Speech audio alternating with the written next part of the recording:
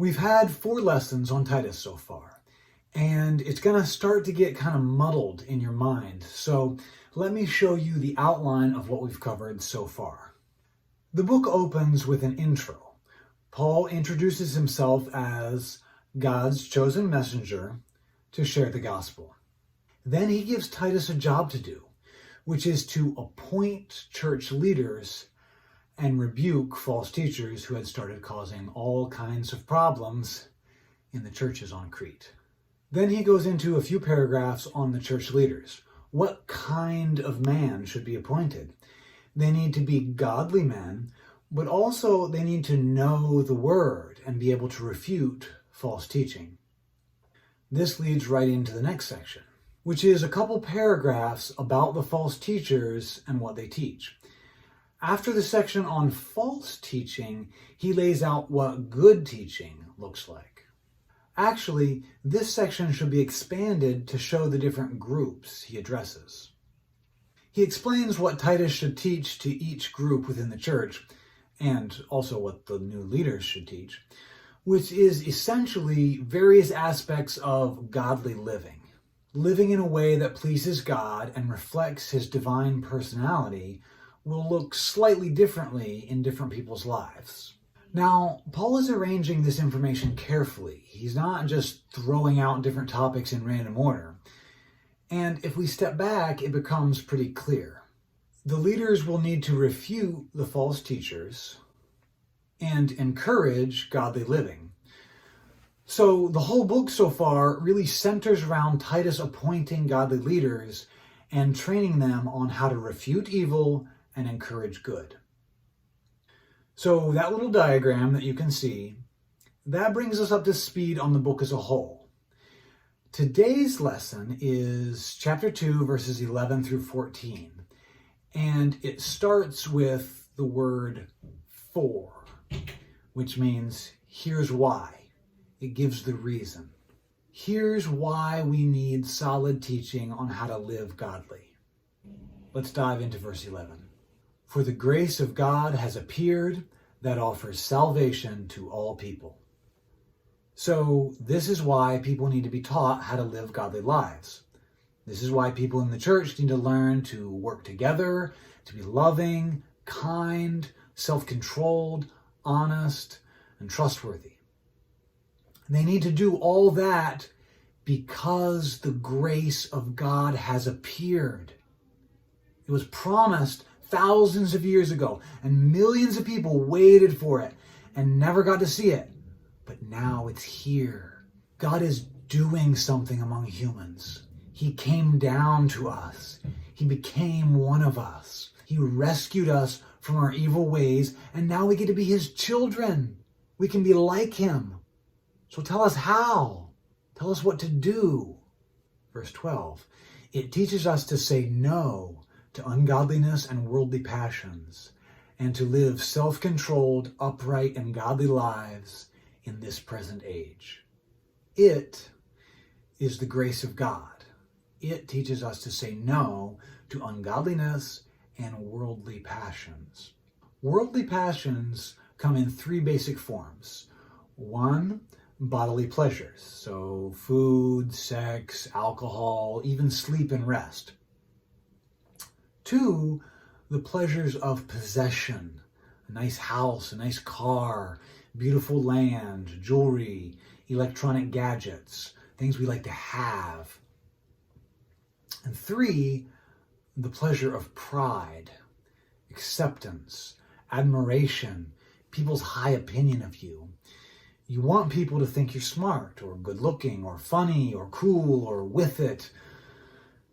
Or you want people to be impressed with how hard you work, or even impressed with how spiritual you are.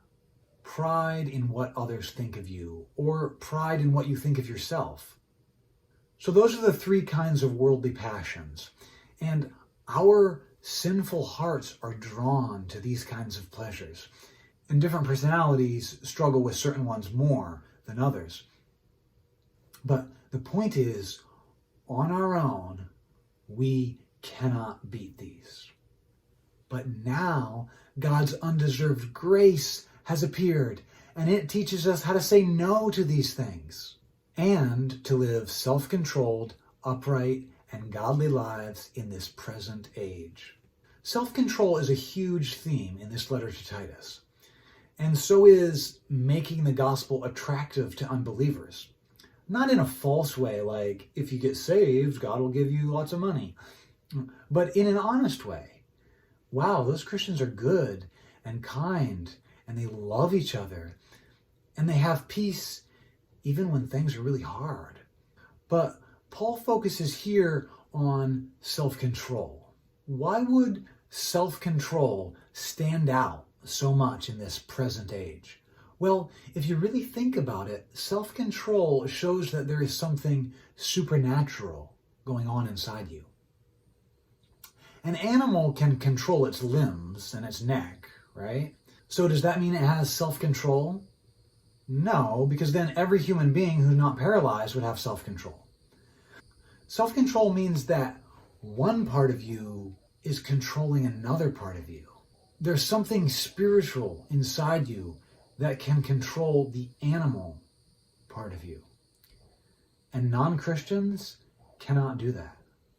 In chapter 3, Paul says that when we were unbelievers, we were slaves to our many passions and pleasures. Now, some people's worldly passion is the pleasure of pride. I get up at 5 every morning and work out for 2 hours.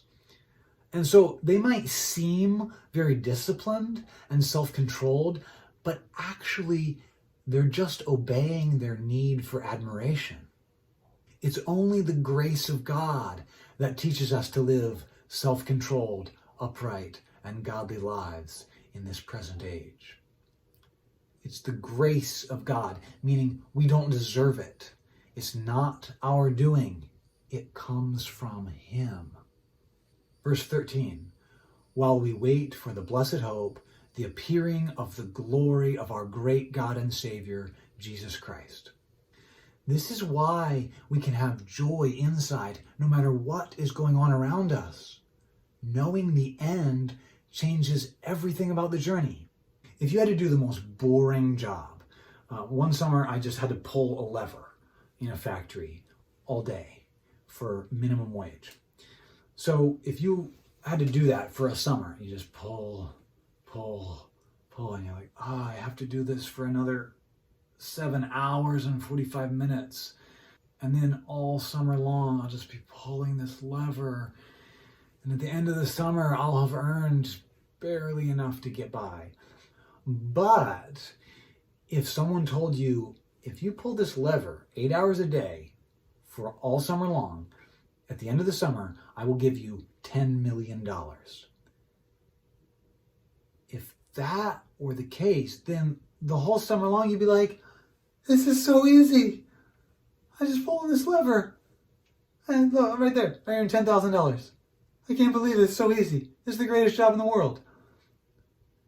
So knowing the end actually changes the journey.